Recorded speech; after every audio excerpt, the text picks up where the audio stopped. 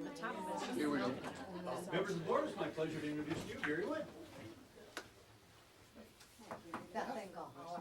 Sharon Stiltner, thank you. Easy, good night, nice to meet you. Tim, nice to meet you. Hey Gary, Mike, nice to meet you. Chuck. Chuck, how you doing? Susan Tribeca, nice to meet you. The water's safe, I can't tell you anything about the chair. Here you go. Well, welcome and thank you for coming tonight. And can you share with us what prompted you to apply for our superintendent's job? Well, it goes back to last summer. We passed a bond issue and I had Dick Barch from Sargent Barch in my office. We were waiting for the bond bids to come back in and he started talking to me. I guess he'd worked with your district before. And he said, Gary, if you ever think about leaving Mayo for a superintendent position, Algonac's gonna have an opening. And they're a really good school district and it's a nice community. That was the first I've heard of it. And so I kind of watched and nothing happened until, I think January. I saw the posting and I started checking into it a little bit and I thought, well, you know what, this would be a nice place. I called Rich Ramsey up and said, what do you think about that? I told him a little bit about my background. He said, I think this was right in your wheelhouse, Gary. I think you should apply. So I checked it out as much as I could and I even came down for a visit, and you probably know that, and enjoyed it. So here I am. And plus, it doesn't hurt that you have one of the best fisheries right here in North America, so that's a bonus. Especially if you like to fish. Yes. Right. That's great. Gary, how would your community members describe your community involvement in the district that you're in? Well, I've been in the district so long. I've been there 25 years, and I know so many people because I have so many former students, and now I have kids in the school that, I had all their parents, and so I'm pretty well known. And they see me around. I try to attend school events, whether it's athletic events or anything going on, after school title programs, things like that. Even in the summertime, I try to attend Little League games, even, girls softball or something like that. Just, I try to hit at least one event that, for that age group, per season, if I can. I'm involved with a church. I'm involved with, CMH has a committee or a board, I should say, that works with families to try to, repair breaches in families and things like that. I serve on that. I serve on the Ascota County Literacy Council. So I'm involved in the community, not only with the school, but in other places too. In a community like Algonac, where the school is a significant part of our community, and extracurricular and athletic events are very, very important to all of us, what role do you think as superintendent that you have regarding these types of activities? And give me some examples of where you have supported these programs in the past. Well, our athletic program, we have strong athletic program in Mayo. Typically, we're a playoff team in football each year. Our basketball team's typically the class of our league. I've supported the coaches and the program by attending events. I support our athletic director. I have a good relationship with him. And I try to support the kids because, that's what I want to be visible for the kids. So like I said, I try to attend and, be a presence. I handle problems when they escalate to my level, which isn't very often, but I try to be supportive of my coaches. Had an example, actually 2 examples this year of where coaches were coaching their own children, and sometimes, if the kid plays a little too much, you have issues, and other parents kind of get on the coaches. So it kind of escalated to, you're favoring your own kid, and the athletic director says, this might come your way. And but I call my coach and I say, hey, do you want me to talk to the parent that came to you and confronted you on this? Because I don't have a problem doing that. Our coaches are basically volunteers, so I think they deserve that. It goes right into my next question. Can you describe a time when you weighed the pros and cons of a situation and decided not to take action? even though you're under pressure to do so? That happens probably quite often. There's, you know, I deal with a lot of student-parent issues, you know, that eventually make it to the superintendent's desk. Because it is a small community. It is, and sometimes, you know, the parents expect certain things. I'm dealing with one now where, you know, a grandma calls up and says, I want a bus stop changed, you know? I demand that this bus stop, you know, and I'm not gonna make her happy. So sometimes the answer is no, and you don't make people happy. You know, I weigh the pros and cons, and, you know, is it the best thing to do for all of our kids? If it's not, then I don't have a problem saying no. Does it make me unpopular sometimes? Yes. But, you know, that kinda goes with my role. Gary, who are the most important groups of people in the school district, and how would you reach out to them? Are you talking in the community, Chuck, or are you talking within the school itself? Well, in the school district, so it's all encompassing, Okay. all the way through from the school all the way into the community. Okay, well, number one, it's the students. And number two, it's the teachers, in my opinion. And what goes on between the teachers and the students is probably the most important thing in education. The parents are a vital part of the educational process too, and we try to involve them as much as we can.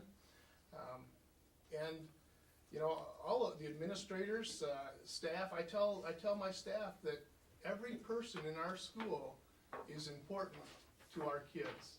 We're all a mentor to our children. I think about myself when I was growing up. I always happened to live where I was the first one on the bus and the last one off the bus. I can't tell you how important that bus driver was to me, you know, because I developed a relationship with the bus driver. I had, you know, my grandmother was a custodian, you know, so I have passion for everybody that works in the school district.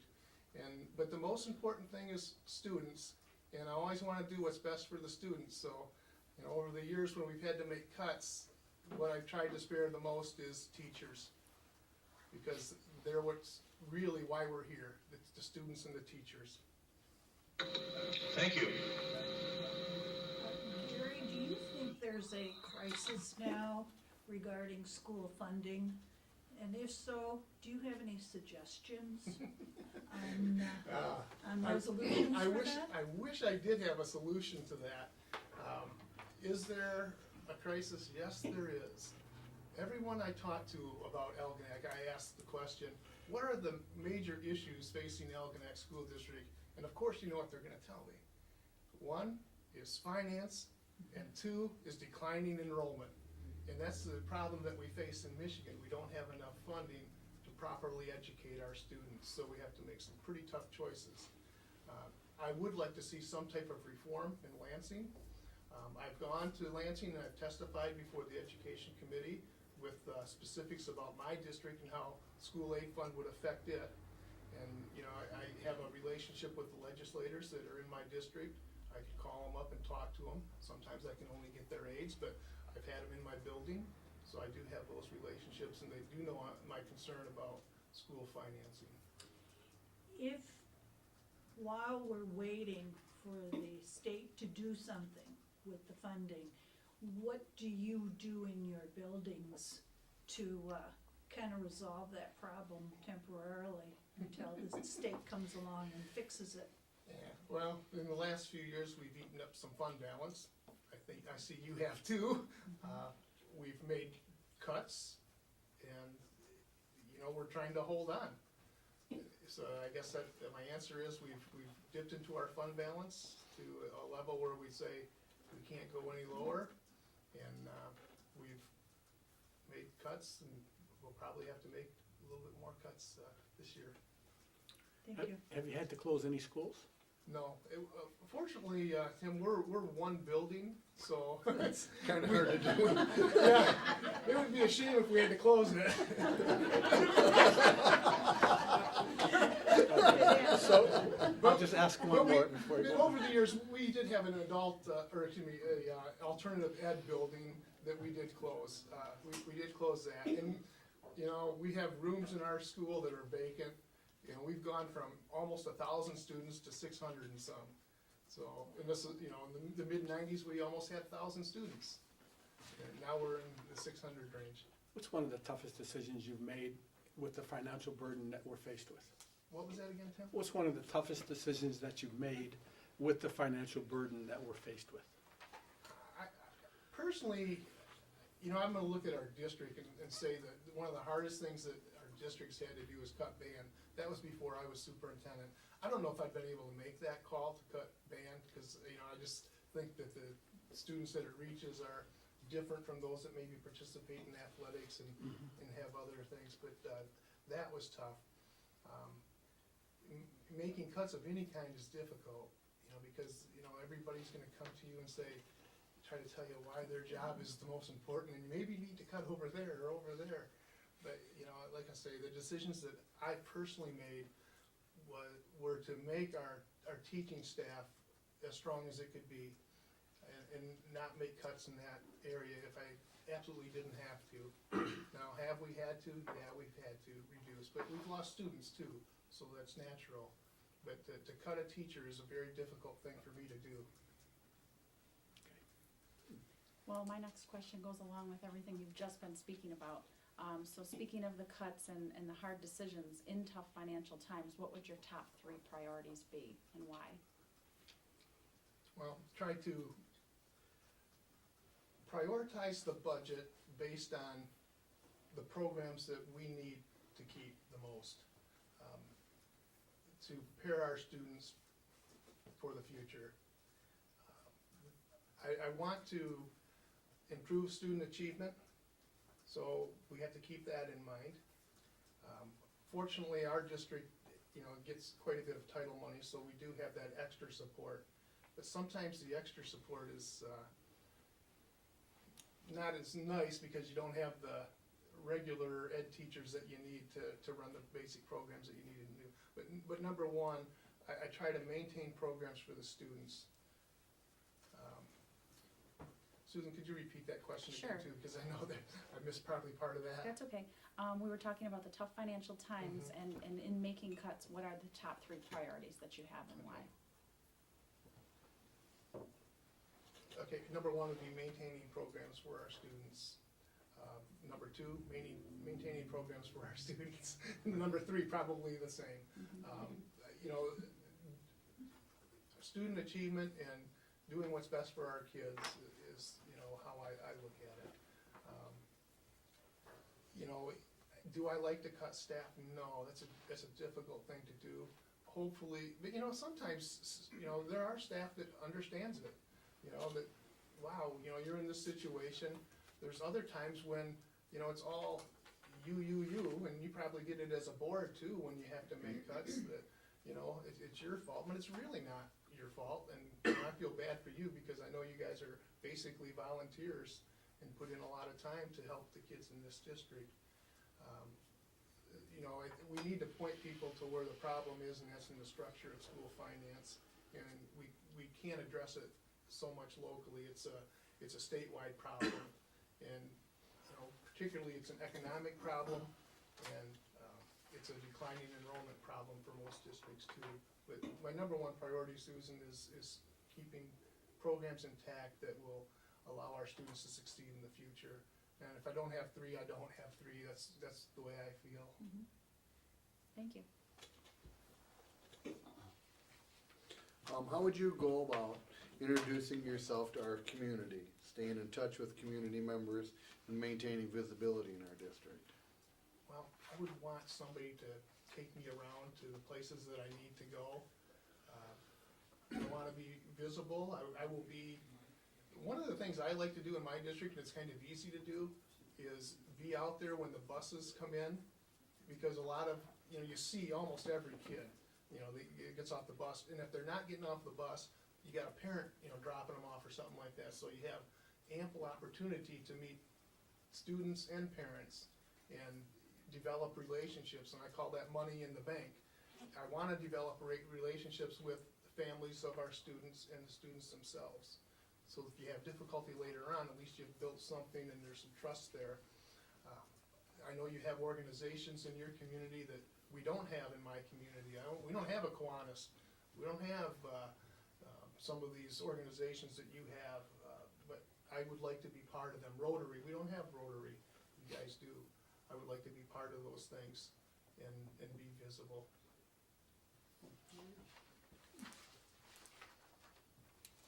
Gary, going back kind of the tough times that we're facing right now, all districts are facing, how do you approach keeping morale to the highest you can, in light of all these tough times that we have?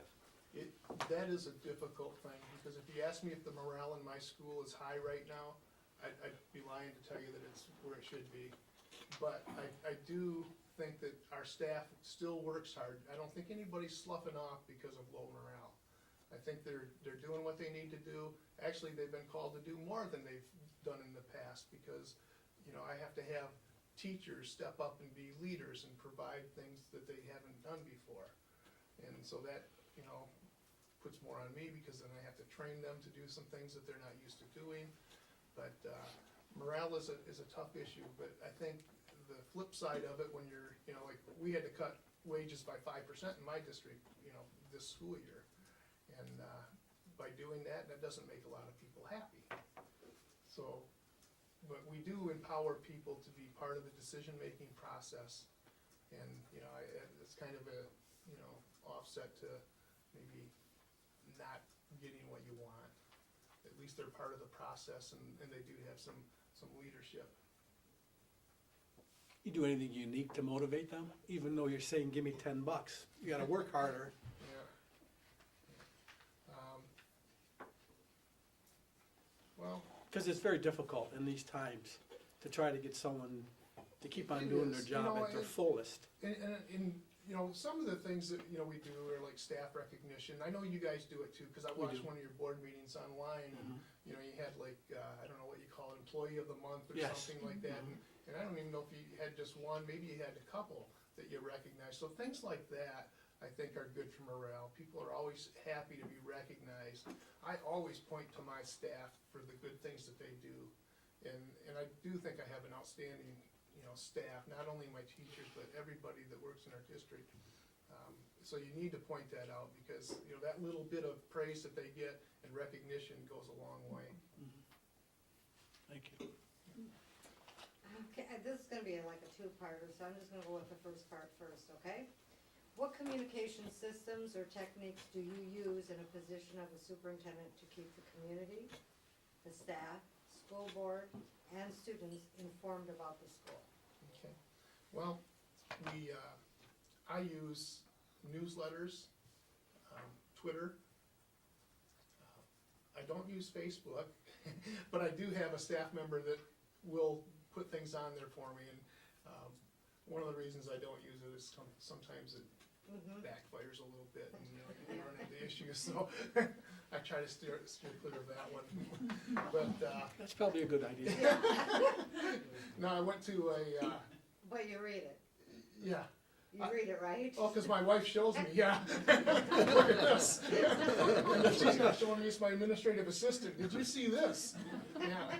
You closed school? Look at that, yeah.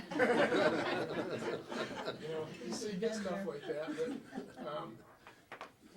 and then another thing I do is, the personal contact too. Of course, I'm from a district even smaller than this, so it's a little bit easier for me. But our school gets out at about 3:25. At 3 o'clock, I can just watch the parents coming into the parking lot to pick up their kids. And a lot of them come right into the foyer in our building, and if I go out there, I can have contact with, probably 25 parents instantly. And, so I like to do that. But, electronically, for school closings and emergencies, we have e-alert and things like that, so those types of things. Okay, second part here. Tell us about your accountability to the Board of Education, to staff, community, and students. I take responsibility for how our district is doing academically, problems that we have, that falls on me. I try to spare the board as much as I can. Kind of learned that lesson from maybe a previous superintendent, not to knock anyone, but we had a situation where a coach needed to be dismissed, and it was a pretty popular person in our community, but they were coaching another team and our team, and then they didn't go to one of our district basketball games because they were coaching another team, which, you know, that shouldn't have happened. So the AD wanted to let him go, and that should have never really been a board decision. That should have been taken care of by the athletic director and administration. But that got to the board, and, you know, it's one of those things where I thought, I don't want to do that. So I've tried to spare my board situations like that, and have handled them. I always inform the board of what's going on, and I get input from the board, but I don't want that to fall on you. The same with, you know, my teachers. You know, you'll come in and you'll get complaints about, you need to fire that person, you need to fire him now. Susan, you probably get it because I know you're a principal. So, you know, you have situations like that, and it's like, all right, let me look into this for a minute here and see what's going on. And so you look at the facts and you try to make the best decision you can. But do I feel like I'm responsible? Yes, I am. And when I had my evaluation, I gave my board the, you know, student data for our academic growth, our MEP scores, and, you know, they were charted and everything. I said, here it is, and you need to evaluate me on this, because this is, you know, this is what it is.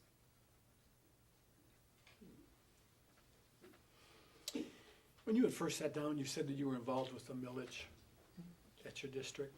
What role did you play in that millage, and did you use anything unique into getting everything out to the people? And did you do focus groups, and just explain the process if you could? Well, here's what we've done, and we've had sinking funds pass, we've had Headley overrides pass, and they weren't too difficult to get passed in our community. We even had a special ed millage by our ISD that passed in our district twice, but it failed overall, so it didn't pass.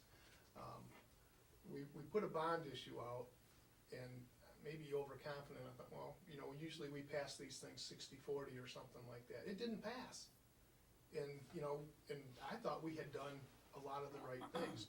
I mean, we had surveyed the community, we had surveyed the staff, we had, you know, gotten input, we had, you know, forums where, you know, the community could come and look at what we were trying to do and have input. All of those things, and it didn't pass.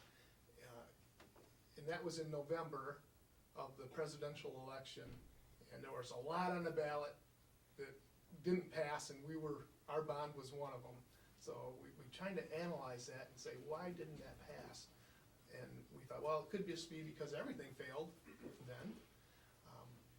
We looked deeper into it. I went to an election meeting, an election committee meeting of the township, whoever runs that.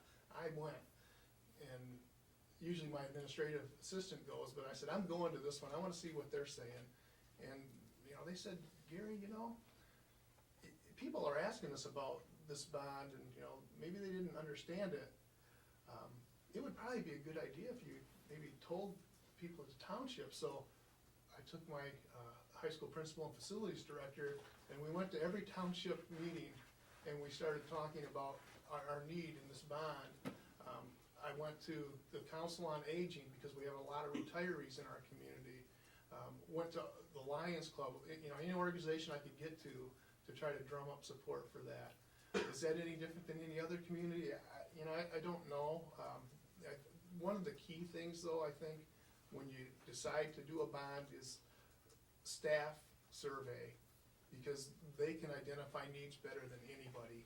I mean, they know that, you know, this sink in the middle school science room has not worked for 10 years, and, you know, we've tried to fix it, but we just can't do it. It's time to yank that thing out and put a, you know, they know all the little details that, you know, you can't get, or the community wouldn't even know. So number one for me is that staff survey to get a basis as to need. But you also survey the community as well, because they have to be on board with this. They're the ones voting. Yes. Okay,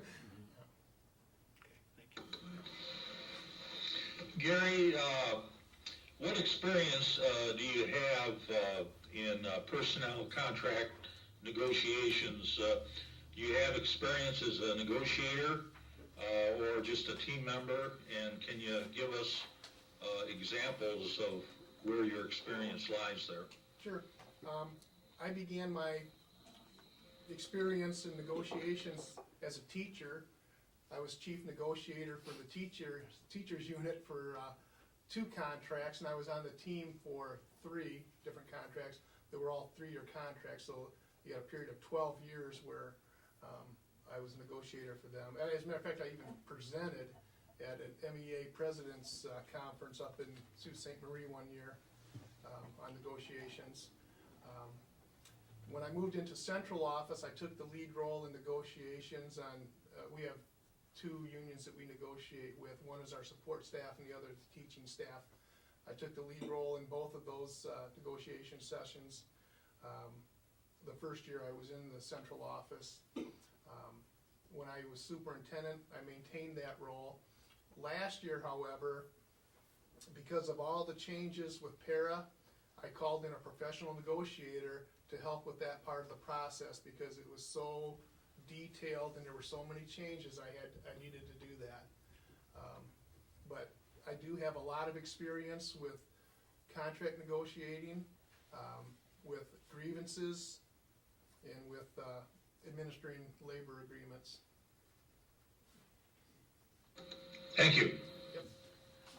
Gary, could you share some of your practices, activities, or methods that you use in your current position as superintendent to remain active with students?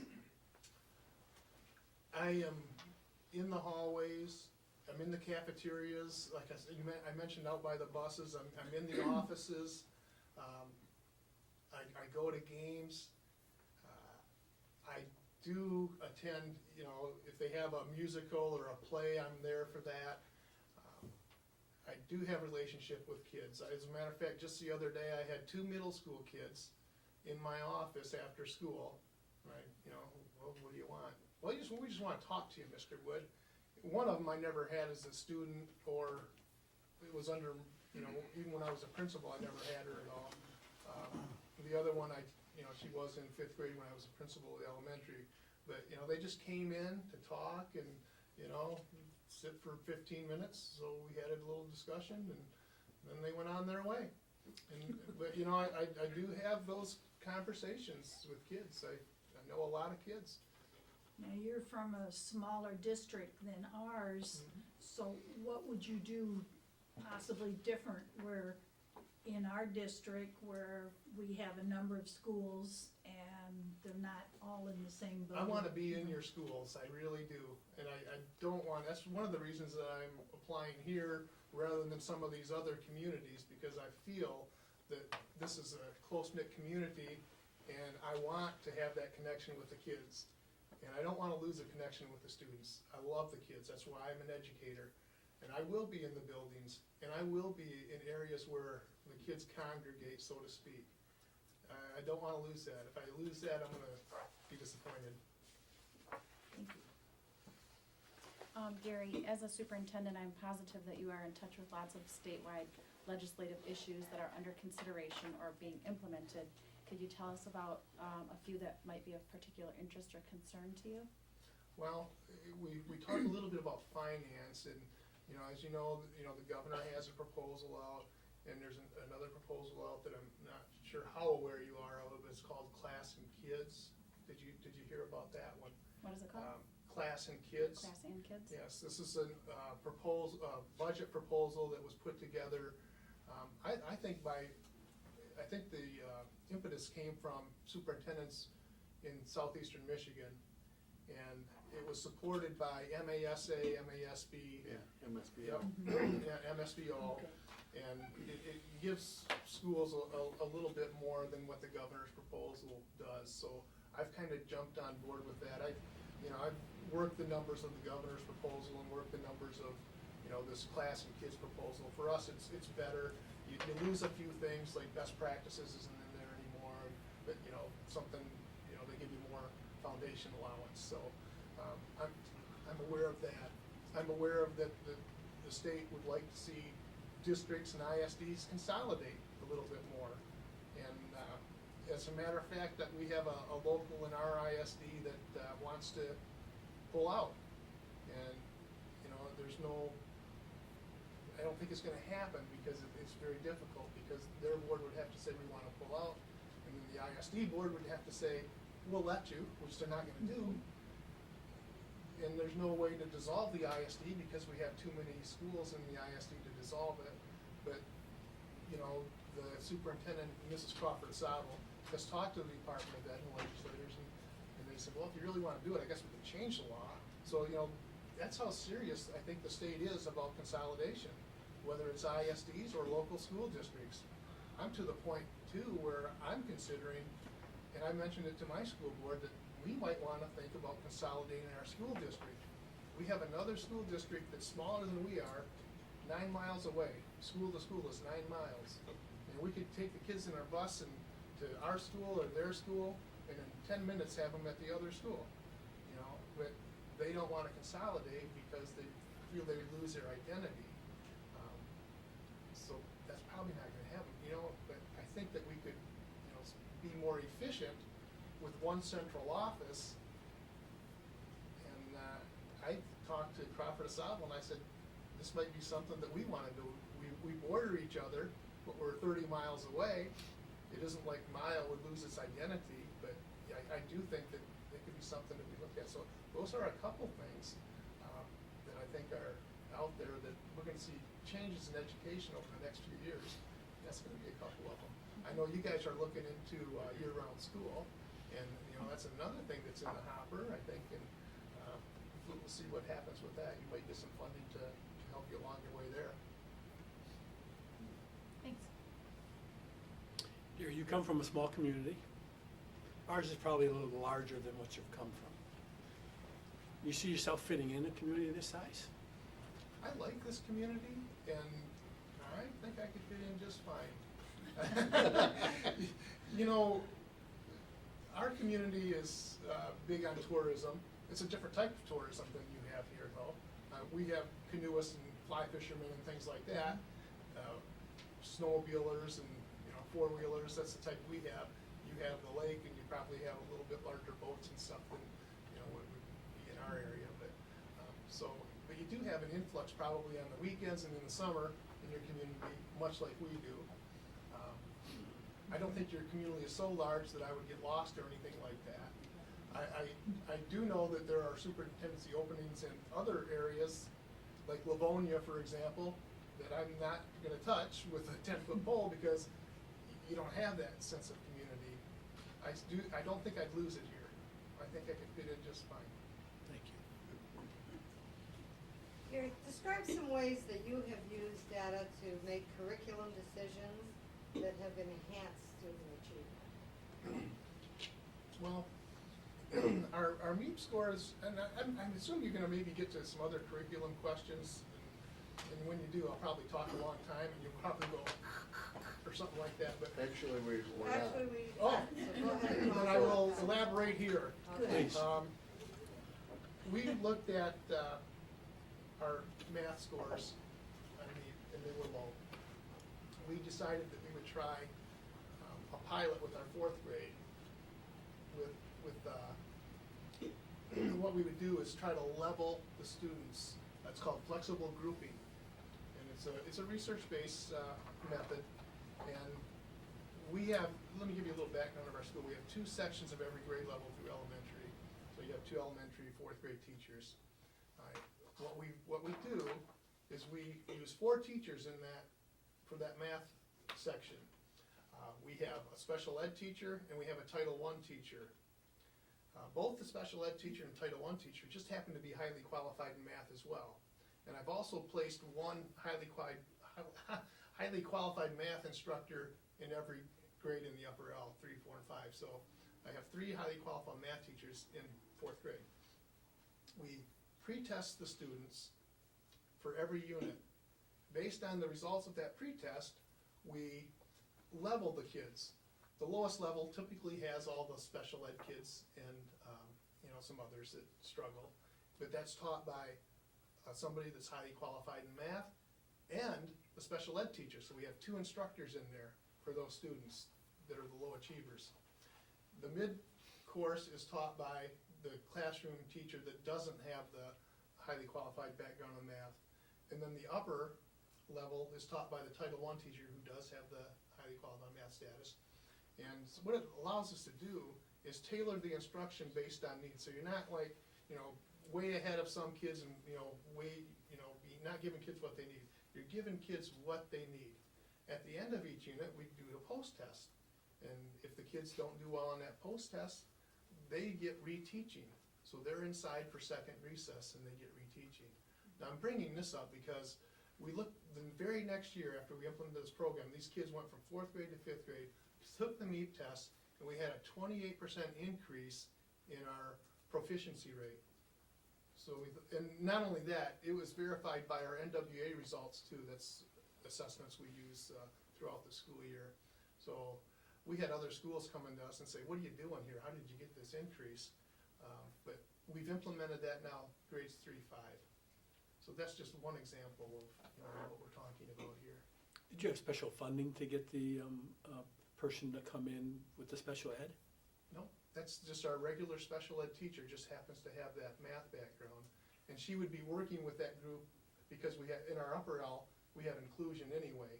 So she would normally be working in a classroom, but we just, typically we put the special ed students all in one classroom anyway, so that, because it is inclusion, she can come in there and work with them while the teacher is. But no special funding except for the title funding. Right. Are you a targeted or school-wide title? That's, the elementary is school-wide. We have targeted assisted for middle school.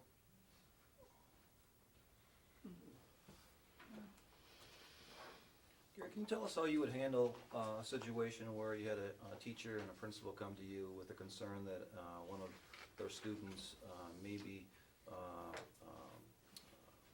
dangerous to himself, herself, or dangerous to somebody else within the building? I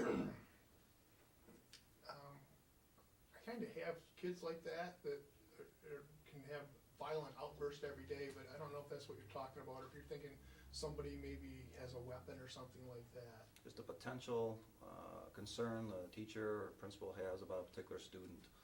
So I'm thinking you're going to have to evaluate the validity of the concern and then all the way through your steps to, Yeah. course of action. First of all, you want to determine why they think that. What types of behavior has led them to believe that this kid could be potentially dangerous. And then I might not be the right one to evaluate this student. So I may call in somebody from FIA, one of the people that come in and deal with kids like that, or community mental health, or even a law enforcement officer, but something to assess the situation where I might not have the background to make that proper determination.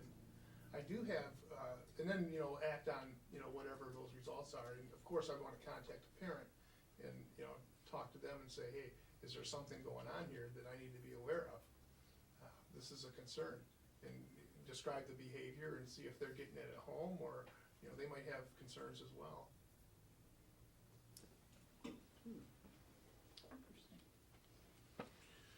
Do you have any questions for us? I do, probably. Okay. I know that everybody I talk to, talks about the major issue facing any school is probably the finance and declining enrollment. And Sharon, I know you've been on the board a long time, so I'm gonna ask you this question. Okay, what do you see, besides those, the declining enrollment and financial picture for Algonac, what do you see as the major issues facing the school district? And I guess maybe, other board members can, chip in too if they agree or disagree. Wow. When you first asked me, my first thing is right off the bat is financial situation, budget. We're using up our fund balance, and we have a great curriculum and extracurricular activities for the kids and all of that. You're trying to weigh with the amount of money that you have. And to me, that's a crisis. Where do you put that money that you have very little of to reap the best for, number one, your students, but then you also have to deal with their parents, and asking parents for more money is, not a very easy thing to do in Algonac. So I have to just say it's budgeting, finances, Okay. big issue.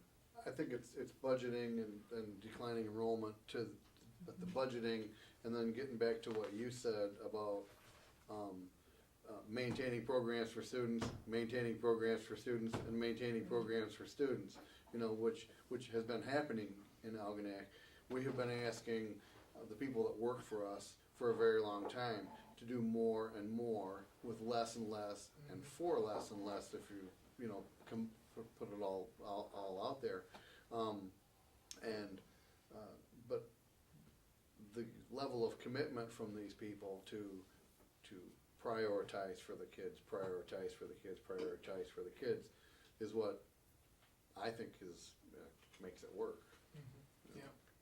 We used to have a very good fund balance, and a previous superintendent was very good at keeping that. And we reaped a lot of benefits with that fund balance, and now with it dwindling, Yeah, I saw that you were, I think fiscal year 11, 25%, and this year I think you're gonna end up 8 or 9. So that's a big drop. big. I think in addition to the financial issues that we face, probably another thing that a superintendent coming into Algonac would have to face is the fact that you sort of have to be a jack of all trades, probably much like where you are, because we're expecting you to be an expert in curriculum and finance. Our interim superintendent was on the roof looking at HVAC systems and all kinds of things too. So being that it's a small district, we don't have lots of department heads and things in various areas, so it's sort of a wear many different hats sort of a job. It's funny that you bring stuff like that up, because, you know, I oversaw sinking fund projects, building projects, you know, I've worked with architects and, you know, engineers to, you know, do things like that, so I know exactly what you're talking about. It's, administrators today have a varied role, they really do. So I guess, maybe, Tim, you could tell me what you're looking for in your superintendent. What are you think the top 2 characteristics should be for the new guy? I always think about this, because what do we really want? We want someone who's gonna be very innovative with our curriculum, because Yeah. that's what we pride ourselves on. We think here, we're always at the next level, and we don't wanna take the step backwards. So our superintendent has to be on that cutting edge where he knows where to go with our students, or the next program that's really gonna help our students. I think that's first and foremost. Second of all, I think you gotta be able to treat the staff and all of the personnel with proper care because of everything that's happening now. And you have to be a friend to them, and you also have to be their boss. So that's important, that they get along with you, and you can see where their lives are headed and what they're doing, and you can then adjust to that. Third of all, you have to be a strong member of our community, because we are small, and just like the one you come from. That's important, because then you'll get the people around you, and they'll make the right decisions that you want to be made in the right way. So I think those 3 things are really important to us. I will say that as I researched this district and I saw all the good things that you have going here, the IB program, I know you have middle college available for your high school students. I know that you have a strong early education program, you know, probably more so than any other district that I've seen, actually. I mean, if you're actually doing daycare and, you know, latchkey, and you have Great Start, you have all of that. Your interventions are outstanding. I think you have the proper assessments in place to address what interventions need to take place. So this district has a lot, you know, from somebody from the outside looking in, I look at this and I say, well, you guys have a lot going for you. This is a good school district, and, you know, that's why I'd like to be part of it. I don't apply all over the place. This is the first time I've done this, actually. So you're getting a rookie interviewee here, you know. It's not somebody who's polished. It's somebody that looked at a district and said, this looks like it could be good. And that's why I'm here today. So, you should be proud of your district. We want to maintain a high standard. Well, thank you very much for coming, Thank you. and have a safe trip back.